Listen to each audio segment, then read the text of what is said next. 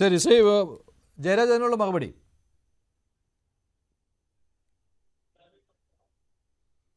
ഇതിനകത്ത് വളരെ കൃത്യമായിട്ട് ഞാൻ കുറെ കാര്യങ്ങൾ പറഞ്ഞു. Saji Cherian as a person അദ്ദേഹത്തിന്റെ ഇമ്പോർട്ടൻസ് എന്താണ്, അദ്ദേഹം എന്തിനാണ് അവിടെ പോവുകയും അത് ചെയ്തതും അവരുടെ ഇൻവിറ്റേഷൻ അനുസരിച്ച് മലയാള ഭാഷയെ UN ജനറൽ അസംബ്ലിയിൽ സംസാരിക്കാനായിട്ട് എത്തിച്ചതിൽ സാംസ്കാരിക വകുപ്പ് മന്ത്രി എന്നുള്ള നിലയിൽ അദ്ദേഹം ഗവൺമെന്റിന്റെ പ്രതിനിധി. ഒരു പാർട്ടി നിലപാട് പാർട്ടിക്കാർക്ക് മാത്രം ഭരിച്ചാൽ മതിയെന്നേ. ഒരു ഗവൺമെന്റിനെ തെരഞ്ഞെടുത്തു കഴിഞ്ഞാൽ അത് ഗവൺമെന്റ് ജനങ്ങളുടെ ഗവൺമെന്റാണ്. അത് പാർട്ടി തീരുമാനം അനുസരിച്ച് ഉടനെ പറയാം സെൽഫ് ഭരണമാണെന്ന് പറയത്തില്ലേ, ഇവർ തന്നെ പറയത്തില്ലേ അവിടെ നിന്ന് പറയുന്ന കാര്യങ്ങൾ മാത്രമാണ് അനുസരിക്കുന്നത്, സെൽഫ് ഭരണമാണ് ഇവിടെ നടക്കുന്നത്. ജനങ്ങളുടെ ഗവൺമെന്റാണ്, ജനങ്ങൾക്ക് വേണ്ടുന്ന താല്പര്യമുള്ള കാര്യങ്ങളെല്ലാം ചെയ്യുകയാണ് ഒരു സർക്കാരിന്റെ. അതിനോടൊപ്പം തന്നെ നമ്മൾ സോഷ്യലിസത്തിലേക്ക് പോകാനുള്ള മാർഗങ്ങളും വഴിവെട്ടുകളും നടത്തുകയും ചെയ്യും. അതിനോടൊപ്പം എല്ലാ ജനങ്ങൾക്കും അംഗീകരിക്കത്തക്ക രീതിയിലുള്ള പൊതുപരിപാടികളും നയപരിപാടികളും അവതരിപ്പിക്കുകയും ചെയ്യും. ഇതിനകത്ത് വ്യതിയാനമൊന്നും വന്നിട്ടില്ല. അമൃതാനന്ദമയി ആൾദൈവം എന്നുള്ള രീതിയിൽ ആൾദൈവം എന്ന് പറഞ്ഞിട്ട് തന്നെയാണ് കാണുന്നത്.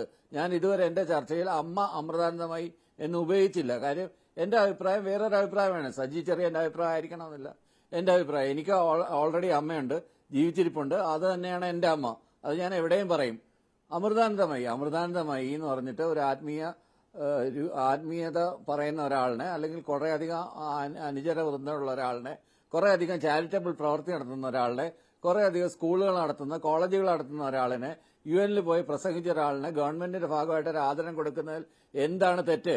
അതിനകത്ത് എവിടെയാണ് ഈ വൈരുദ്ധ്യാത്മക ഭൗതികവാദം മാറുന്നത്? ഈ പറഞ്ഞ കണക്കുപോലെ ഇത് ചോദിച്ചോളൂ.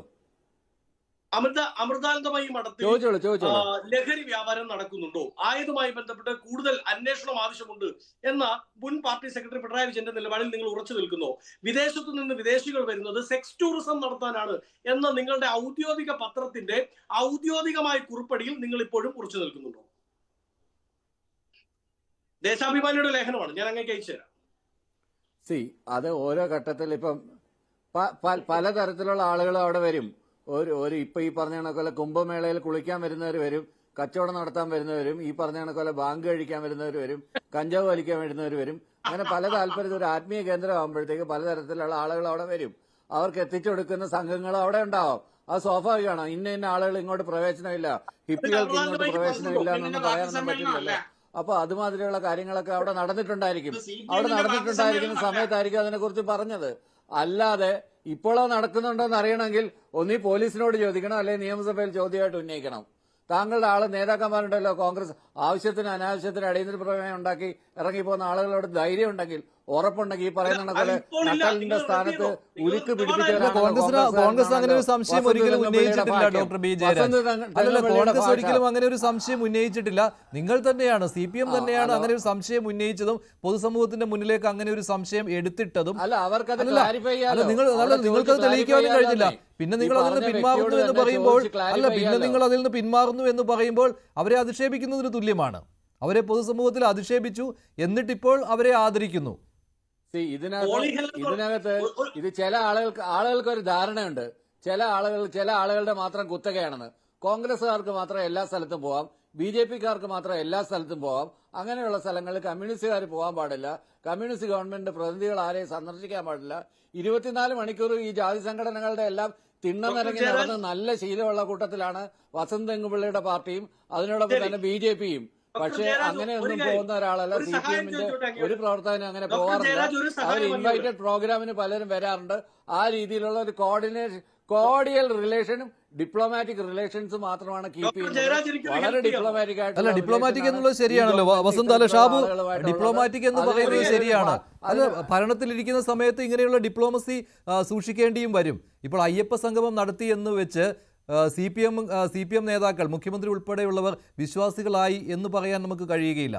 ഇപ്പോൾ അമൃതാനന്ദമയുടെ ആശ്രമത്തിൽ പോയി എന്ന് പറഞ്ഞ് അമൃതാനന്ദമയുടെ ഡിവോട്ടിയായി എന്ന് പറയുവാൻ കഴിയുകയില്ല. അതാണ് ഇവരെപ്പോഴും പറയുന്നത്.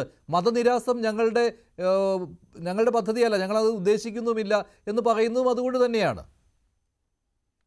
മഞ്ജുഷേ, ഞാൻ ഒരു കാര്യം പറയട്ടെ. ഇവിടെ ഈ ജയരാജ് ഇവിടെ നിന്ന് പറഞ്ഞു, അതായത് അമൃതാനന്ദമയി അമ്മ ഇവിടെ UN പ്രസംഗിച്ചതിന്റെ 25ാം വാർഷികത്തിലാണ് ഞങ്ങൾ ഈ പോകുന്നത്, അതിനെ ഒന്ന് ആദരിക്കാൻ വേണ്ടിയിട്ടാണ് പോകുന്നത് എന്ന്.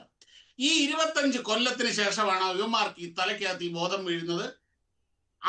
അന്ന് 25 വർഷം മുമ്പ് അമ്മ UN പ്രസംഗിച്ചപ്പോൾ ആ സമയത്ത് ഇവന്മാരെന്തായിരുന്നു പറഞ്ഞിരുന്നത്? ഈ വർഗം എന്തായിരുന്നു പറഞ്ഞിരുന്നത്? ഈ കണ്ട കാലം മുഴുവൻ ഓരോ വർഷവും അതിന്റെ വാർഷികം ഉണ്ടായിരുന്നു. 10ാം വാർഷികം ഉണ്ടായിരുന്നു, 15ാം വാർഷികം ഉണ്ടായിരുന്നു. ആ സമയത്ത് ഇവറ്റകൾക്ക് ബോധമില്ലായിരുന്നു. ഇതിനിടയ്ക്ക് എത്ര LDF സർക്കാരുകൾ മാറി മാറി ഞങ്ങൾക്ക് സൗകര്യമില്ലായിരുന്നു പോവാൻ. ഞങ്ങൾക്ക് സൗകര്യമില്ലായിരുന്നു ഷാബു പ്രസാദ് പോവാൻ. ഞങ്ങൾക്ക് പോകാൻ സൗകര്യമില്ലായിരുന്നു ഷാബു പ്രസാദ്.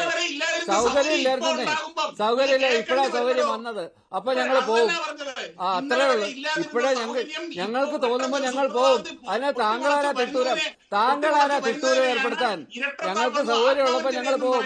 താങ്കൾ ആരാണ്? സംഘപരിവാരം പോയി സംഘിക്കളി വേറെ സ്ഥലത്ത് കളിക്ക്. കേരളത്തിന്റെ മണ്ണിൽ വർഗീയത വളരത്തില്ല. താങ്കൾ എത്രയൊക്കെ ശ്രമിച്ചാലും കേരളത്തിന്റെ മണ്ണിൽ വർഗീയത വളരത്തില്ല.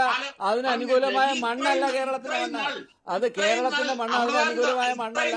അമൃതാനന്ദമയി അമ്മയെ പുലഭ്യം പറഞ്ഞ് വൃത്തികെട്ട ഭാഷയിൽ അധിക്ഷേപിച്ചുകൊണ്ടിരുന്ന നിങ്ങൾ ഇപ്പൊ ഒരു സുപ്രഭാതത്തിൽ 25 കൊല്ലത്തിന് ശേഷം ചെന്ന് കെട്ടിപ്പിടിക്കുമ്പോൾ ഇതൊക്കെ കേൾക്കേണ്ടി വരും മിസ്റ്റർ.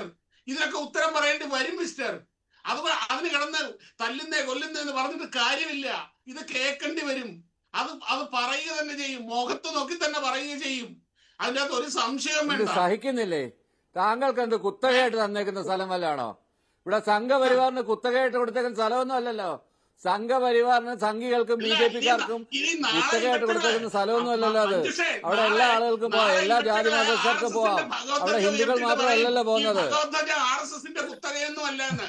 നാളെ ഇവറ്റകൾ ചിലപ്പോ നമസ്തേ സദാവത്സലേ മാതൃഭൂമി എന്ന് ചൊല്ലിയിട്ട് പറയും ഇതും RSSന്റെ കുത്തകയൊന്നും അല്ലെന്ന്. നാളെ ഇവര് ഭാരത് മാതാ കി ജയ് വിളിക്കും. എന്നിട്ട് പറയും ഭാരതമാതാവ് RSSന്റെ കുത്തകയല്ല എന്ന്. ഇതെല്ലാം നമുക്ക് കാണാൻ പറ്റും.